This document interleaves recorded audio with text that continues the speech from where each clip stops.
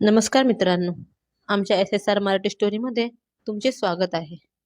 माझे नाव स्वाती आहे. माझे वय 30 वर्ष आहे. मी दिसायला अगदी गरगरीत आणि खूपच आकर्षक आहे. माझे वय 30 वर्ष असलं तरी मी दिसायला आता 21-22 वर्षाचीच वाटते. आजची कथा सांगायला गेली तर घरात मी त्या दिवशी एकटीच होते आणि नवरा ऑफिसच्या कामासाठी बाहेरगावी गेला होता. म्हणून मी सर्व कपडे काढून झोपले होते. त्या दिवशी घरात चोर शिरला. तर त्या चोराला मी घेतले माझ्या बिळात शिरवून. मी राहायला अगोदर खेडेगावातली होती. पण नवऱ्याच्या नोकरीसाठी मला शहरात येऊन राहावं लागलं. शहरात येऊन 1 वर्ष पूर्ण झालं होतं. मी दिसायला खूपच सुंदर होते आणि मला नटून-थटून राहायचा पण खूप नाद होता. त्यामुळे आमच्या गल्लीतील सर्वच पोरांच्या नजरा माझ्यावरती भिरभिर फिरायच्या. माझा नवरा मला खूप वेळा समजावून सांगायचा की अशा पोरांच्या कधी नादाला लागायचं नाही.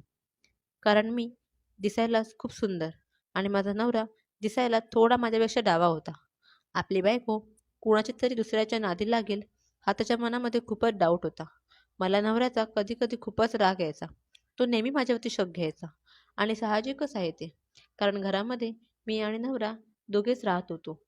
माझं घर हे एकदम वर म्हणजे 3ऱ्या मजल्यावर होतं आणि आम्ही राहायला अपार्टमेंटमध्ये होतो. अपार्टमेंटमध्ये खूप खोल्या होत्या आणि आमची खोली सर्वात वर होती. त्यामुळे माझ्या आजूबाजूला राहण्यासाठी फक्त 2च फॅमिल्या होत्या. मी सहसा तरी वरून शक्यतो खाली येत नव्हते. पण बाल्कनीत आल्यावर मला पूर्ण गल्लीमध्ये चाललेला शो दिसायचा आणि तेव्हाच पोरांची लाईन लागायची मारायला आणि मला हे छान वाटायचं. पण माझ्या मनामध्ये आजपर्यंत असं कधीच आलं नव्हतं. तेवढ्यापुरता पाहायचं, ते डोळ्यांनी सुख घ्यायचे एवढंच. यापुढे मी कधी विचारच केला नव्हता. माझा नवरा ऑफिसच्या कामासाठी म्हणून कधी-कधी बाहेरगावी पण जायचा आणि मी घरी एकटेच राहायचे. माझे घर वरती असल्यामुळे माझी जास्तीची ओळख आणि कोणासोबत जास्तीचे बोलणे मी ठेवलेच नव्हते. नवरा ऑफिसच्या कामासाठी बाहेरगावी गेला की मी घरात एकटीला झोपावं लागतं, पण मला एकटीला झोप लागत नाही. त्यामुळे मी फोनवरती बोलून माझी करमणूक करायची. माझी गावाकडची एक मैत्रीण होती, रुपाली. ती खूपच अलग टाईपची मुलगी होती. तिने लग्नाच्या अगोदर तर खूप जणांना आपल्या स्वर्गाची दर्शन दिले होते आणि ते माझ्या मागे सुद्धा खूप वेळा लागले होते की तू वेडीच आहेस. माझ्यापेक्षा सुंदर असून सुद्धा तुझा काही फायदा नाही. मी त्याच्याकडे बोट दाखवेन, तो 5 मिनिटामध्ये माझ्या समोर हजर होतो आणि तुला 5 मिनिटं सुद्धा लागणार नाही. एवढी कशी तू जुन्या विचाराची आहेस? आजकालची दुनिया कुठे गेली ती पहा. शहरामधल्या मुली तर दिवसभरात किती मुलांसोबत फिरतात. आपण तर खेडेगावातील आहोत आणि एक दोघांबरोबर गेलो तर काय बापाची बिघडणार आहे? का उद्या करायचं आहे ते आजच करायचं आणि लग्न झाल्यावर तुला नवरा कुठे मोकळे फिरू देणार आहे? एकदा काय लग्न झालं की नवऱ्याच्या मनासारखंच फिरावं लागेल. तुझ्या मनातील भावना त्या नवऱ्याला नंतर कधी सांगता येणारच नाहीत. जे जगायचं ते लग्न होण्याच्या अगोदरच आहे. तू तर खरंच बाई वेडी आहेस, असं मला ती कित्येक वेळा म्हणाली आहे. पण मी कधीही त्या गोष्टीचा विचारच केला नाही. मी तिला सतत म्हणायची, मला नाही जमणार. तू कसं ते असं कसं एवढ्या पोरांना हँडल करतेस? मला नवलच वाटायचं. तिला जर कोणाच्या मुलाला भेटायचं असेल तर ती मला नेहमी घेऊन जायची. कारण रुपालीची आणि माझी खूप घट्ट मैत्री होती. रुपालीच्या समोर मला कित्येक मुलांनी प्रपोजसुद्धा केला आहे.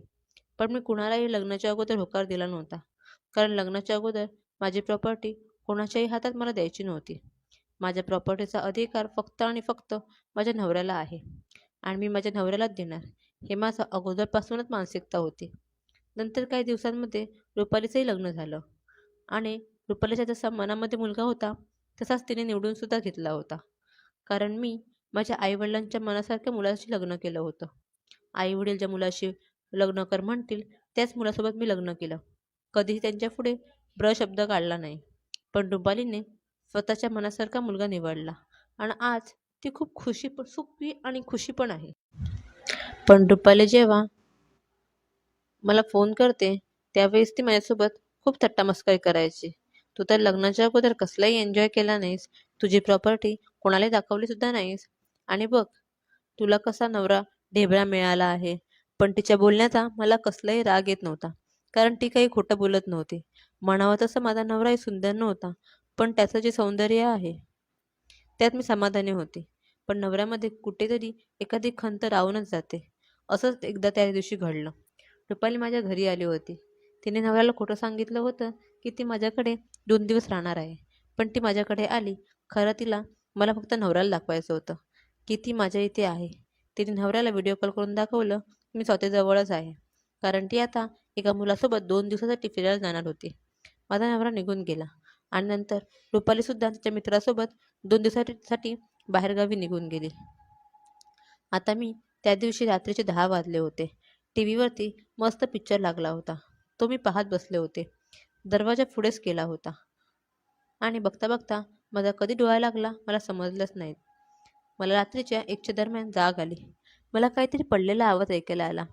मी काय पडलं म्हणून पटकन जागी झाले आणि पाहते तर काय, माझा दरवाजा उघडलेला होता. मी जाऊन दरवाजा बंद केला. उन्हाळ्याचे दिवस होते. खूप गरमी होऊ लागली होती आणि आता घरात कोणीही नाही म्हणून माझे साडी मी काढून फेकून दिली होती आणि वर जम्परसुद्धा नव्हते. ते सुद्धा काढून टाकलं कारण घरामध्ये मला आता पाहणारं कोणीच नव्हतं. मग मी तशीच थोडा वेळ टी व्ही पाहत राहिली कारण मला झोप येतच नव्हती आणि बघता बघता मला झोप लागली. थोड्या वेळाने मला असं जाणवू लागलं की माझ्या पायांना कोणतरी स्पर्श करत आहे. पण मी गाढ झोपेमध्ये असल्यामुळे माझा डोळा काही केल्याने उघडत नव्हता. पण आता मला विचित्र वाटू लागले होते म्हणून मी पटकन डोळा उघडला तर माझ्या पायाच्या मध्ये तोंड घालून कोणीतरी माझ्या हिला स्पर्श करत असल्याचं मला जाणवलं. मी ताडकन उठले आणि त्याने तोंडाला रुमाल बांधला होता आणि तो मला म्हणाला, तू जर आरडाओरड केलीस तर माझ्या इतकं कोणीच वाईट नाही. आणि त्याच्या भीतीने मी शांत बसले. मला एवढंसुद्धा कळलं नाही की याच्यासमोर कोणत्या अवस्थेत उभी आहे. माझे हात थरथर कापू लागले होते. त्याने घरात काही सापडतं आहे का म्हणून शोध घेतला होता. पण त्याला घरात चोरी करण्यासाठी अशी कोणतीही वस्तू सापडली नाही आणि त्याला जाताना माझ्या रूपाने खजिना दिसला. तो म्हणाला, मला गुपचूप काय करायचे ते करू दे. तू जर आरडाओरड केलीस तर बघ. म्हणून तो माझ्या जवळ आला. त्याला माझं सौंदर्य पाहून राहावलं नाही. त्याला माझ्यावर कधी एकदा येईल आणि माझी एकदाची प्रॉपर्टी पाहीन असं झालं होतं. तो तसा जवळ आला. माझ्या हृदयाचे ठोके वाढू लागले होते. मी त्याच्या धमकीने आपलं सर्वस्व त्याला अर्पण करून दिलं. त्याला आता बघण्यासारखं तर काहीच राहिलं नव्हतं आणि त्याला जे हवं होतं त्याने ते रात्रभर माझ्याकडून करून घेतलं होतं. त्याच्या इशाऱ्यावर मला त्याने रात्रभर नाचवलं. तो सांगेल तसे मी करू लागले होते. त्याने मला सकाळी 6 वाजेपर्यंत कसलाही डोळा लागू दिला नाही आणि मलाही ते छान वाटू लागलं होतं आणि तो खूप जोराने माझ्यावर चढत होता. माझ्या नवऱ्याने आजपर्यंत माझ्यासोबत असं कधीच केलं नाही. तो मला शिव्या देऊन बोलत होता पण ते मला खूप छान वाटत होतं. मलाही असं घेऊन खूप दिवस झाले होते. खरंच त्या दिवशी मी खूप आनंद घेतला. पण नंतर मला समजलं की तो चोर नसून माझी मैत्रीण रुपालीने पाठवलेला एक मुलगा होता. तिला माझ्यावर खूप दया आली होती म्हणून तिने माझ्यासाठी तो मुलगा पाठवला होता. हे मला तिने नंतर सांगितले. तुला घरात एकटे असलेले पाहून मला राहावेले नाही. शेवटी रुपालीने मला त्या जाळ्यात उडवून घेतलेस. मित्रांनो, तुम्हाला आजची कथा वाटली ते नक्की सांगा. व्हिडिओ आवडला असेल तर लाईक करा, शेअर करा आणि चॅनलला सबस्क्राईब करायला मात्र विसरू नका.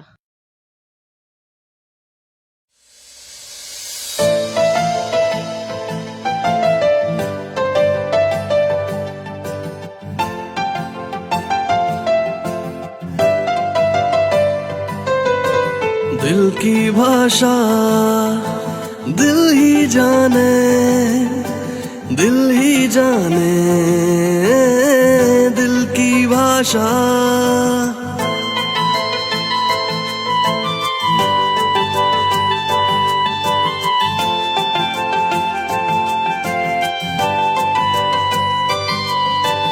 दिल है कहता कौन है समझता, वो है समझता जो है जानता.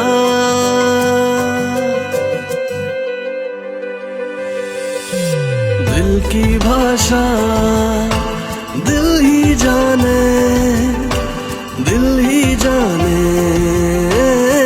दिल की भाषा.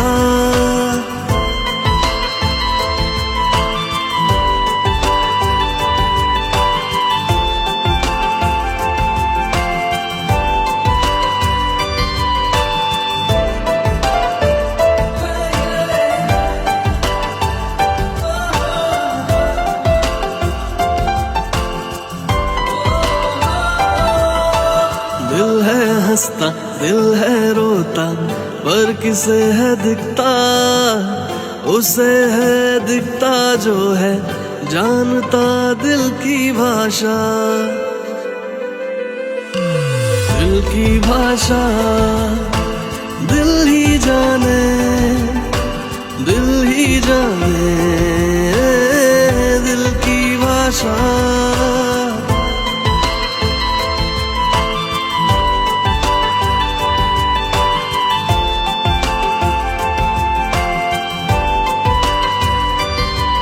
दिल है धड़कता बोल दिल के लिए, पर कौन है सुनता, वो है सुनता जो है जानता। दिल की भाषा दिल ही जाने, दिल ही जाने दिल की भाषा।